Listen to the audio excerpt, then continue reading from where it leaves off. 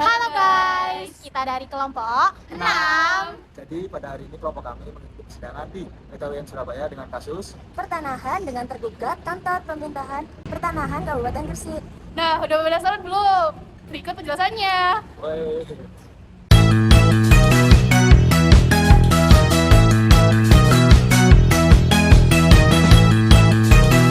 Baik, untuk yang pertama ada pihak-pihak dan saksi.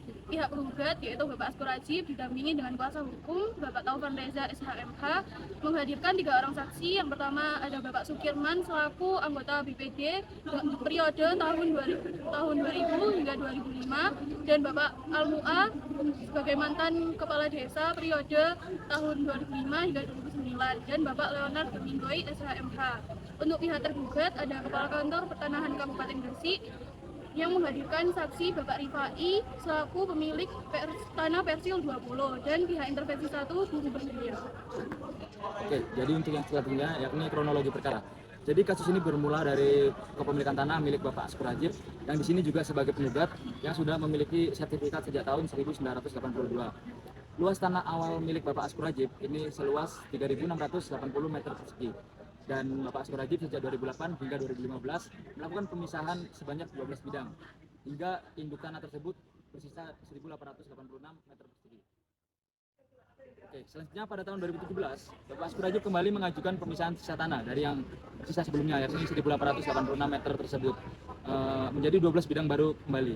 Nah, di sini masalahnya dimulai karena 12 sertifikat yang seharusnya terbit itu hanya 11 sertifikat yang diterima. Dan selama 7 tahun dari 2017 hingga 2024 setiap kali Bapak Askur Rajib menanyakan kepada BPN, jawaban BPN itu masih sama, yakni masih dalam proses. Oke, untuk selanjutnya pada September 2024 Bapak Askur Rajib kembali mengajukan klarifikasi resmi. Namun di sini jawaban BPN sangat mengejutkan. Ternyata sertifikat dari Bapak Askur Rajib itu telah dibatalkan dan hal ini dilakukan sepihak tanpa sepengetahuan oleh Bapak Askur Rajib.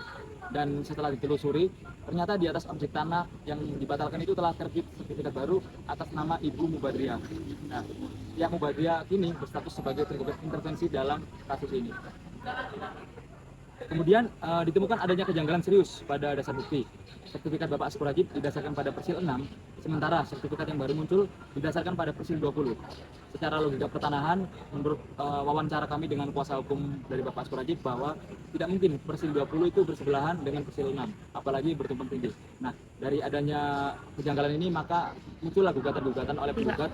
Untuk permintaan penggugat yang telah disampaikan oleh kuasa hukum dari penggugat, yang pertama yaitu membatalkan sertifikat baru atas nama Mubadriah nomor 5140 yang terbit di atas tanah milik penggugat, lalu mengembalikan tanah tersebut menjadi bagian dari sertifikat induk nomor 433 atas nama Askur, menyatakan tidak sah pembatalan sertifikat milik penggugat yang dilakukan sepihak oleh BPN tanpa pemberitahuan, dan meminta BPN bersikap transparan dalam setiap perubahan, pemisahan, atau pembatalan sertifikat tanah warga.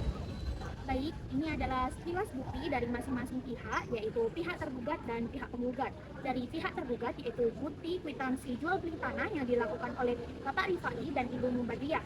Selanjutnya yaitu bukti penggugat adalah bukti sertifikat tanah yang dikeluarkan pada tahun 1886, tanah yang belum dipecah.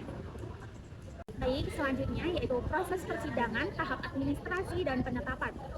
Yang pertama pada tanggal 20 Mei 2025 yaitu ada 5 tahap, yaitu pendaftaran perkara, penetapan majelis hakim, penetapan panitera pengganti, penetapan pemeriksaan persidangan, dan penunjukan jurusita. Pada yang kedua yaitu 24 Juni 2025 yaitu penetapan hari sidang pertama.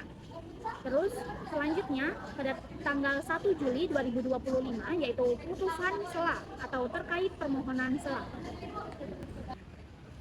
Baik, untuk tahap selanjutnya ini tahap persidangan yang dimulai pada tanggal 1 Juni 2025. Tahap awal persidangan ini akan berfokus pada pertukaran dokumen resmi antara kedua belah pihak yang dimulai dengan jawaban tergugat dan tergugat intervensi yang kemudian akan ditanggapi oleh penggugat melalui replik dan ditutup dengan tanggapan balik dari tergugat melalui replik. Proses jawab menjawab ini berlangsung hingga 22 Juli 2025. Setelah itu pada tanggal 29 Juli 2025 hingga akhir Agustus, agenda persidangan akan terfokus pada penyampaian dan pertukaran bukti surat antara seluruh para pihak termasuk penyampaian bukti surat tambahan. Dan pada awal September, tepatnya 2 September 2025, mulai memasuki agenda pembuktian saksi dimulai dengan penyampaian bukti dan saksi dari para pihak tergugat hingga sidang berakhir pada tanggal 12 November 2025 dengan agenda pembacaan putusan dari perkara ini. Selanjutnya yakni tahap kedua, tahap pemeriksaan persiapan. Tahap yang dimulai dari tanggal 27 Mei 2025 dengan agenda pemeriksaan kelengkapan surat gugatan dan surat kuasa penggugat. Kemudian pada tanggal 3 Juni 2025 kembali dilakukan pemeriksaan kelengkapan surat gugatan dan surat kuasa penggugat yang menunjukkan adanya proses verifikasi yang berlanjut ke tanggal 10 Juni 2025, yakni proses yang sama kembali dilakukan yaitu pemeriksaan kelengkapan dari surat gugatan dan surat kuasa penggugat. Setelah kelengkapan dipastikan pada tanggal 17 Juni 2025 diagendakan pemberitahuan atau penyampaian surat gugatan dan surat kuasa penggugat kepada pihak-pihak terkait. Dan puncaknya pada tanggal 24 Juni 2025 kembali dilakukan pemberitahuan atau penyampaian surat gugatan dan surat kuasa penggugat yang menandakan selesainya tahap pemeriksaan persiapan dan siap dilanjutkan ke sidang pertama. Oke, jadi kesimpulannya bahwa kasus ini menunjukkan adanya maladministrasi serius yang dilakukan oleh BPN, di mana mereka melakukan pembatalan sepihak sertifikat milik warga negara yang bersangkutan. Dan kemudian BPN juga menerbitkan sertifikat baru di atas tanah yang sama tanpa sepengetahuan oleh pemilik tanah sebelumnya. Dan inti dari gugatan ini adalah menuntut akuntabilitas dan transparansi milik negara, khususnya terkait pertentangan bukti fisik tanah Persil 6 melawan Persil 20 yang menjadi dasar penerbitan sertifikat baru yang cacat prosedur. Jadi di sini kami ingin menekankan bahwa kasus atau perkara ini belum sepenuhnya selesai dan pembacaan hasilnya nanti akan dilaksanakan pada tanggal 12 November 2025. Yuk. Oke, jadi itu tadi merupakan hasil pemaparan kami dari hasil observasi pada Pengadilan Tata Usaha Negara pada nomor perkara 65/G/25/PT UN Surabaya. Sekian, terima kasih.